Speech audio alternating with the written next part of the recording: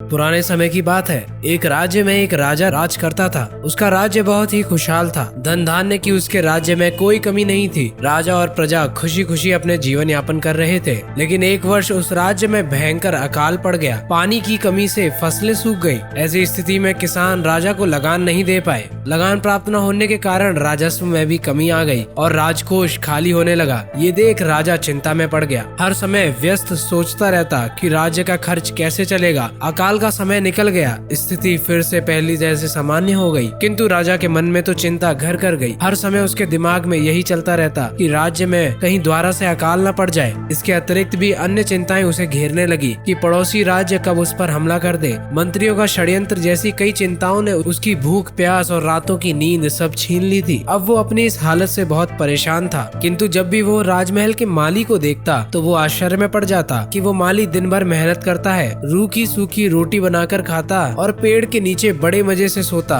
कई बार राजा को उससे जलन होने लगी थी। एक दिन राजा के दरबार में एक साधु पधारे। राजा ने अपनी समस्या साधु को बताई और उसे दूर करने का सुझाव मांगा। साधु राजा की समस्या अच्छी तरह समझ गए थे। वो बोले, राजन, तुम्हारी चिंता की जड़ राजपाट है। अपना राजपाट अपने पुत्र को देकर चिंता मुक्त हो जाओ। इस पर राजा बोला कि गुरुवर, मेरा पुत्र मात्र 5 वर्ष का है। वो अबोध बालक राजपाट कैसे संभालेगा? तो फिर ऐसा करो कि अपनी चिंता मुझे सौंप दो। साधु बोले। राजा तैयार हो गया। उसने अपना राजपाट साधु को सौंप दिया। इसके बाद साधु ने पूछा, अब तुम क्या करोगे? राजा बोला, सोचता हूँ कि अब कोई व्यवसाय कर लूं, लेकिन उसके लिए धन की व्यवस्था कैसे करोगे? अब तो राजपाट मेरा है, साधु ने बताया। तो राजा बोला कि मैं कोई नौकरी कर लूंगा, लेकिन यदि तुम्हें नौकरी ही करनी है तो कहीं और जाने की आवश्यकता क्या है? यही नौकरी कर लो। मैं तो साधु हूँ, मैं अपनी कुटिया में ही रहूंगा। राजमहल में रहकर मेरी ओर से तुम राजपाट संभालना। राजा ने साधु की बात मान ली और साधु की नौकरी करते हुए राजपाट को संभालने लगा। साधु अपनी कुटिया में चले गए। कुछ दिन बाद साधु पुनः राजमहल आए और राजा से भेंट कर पूछा,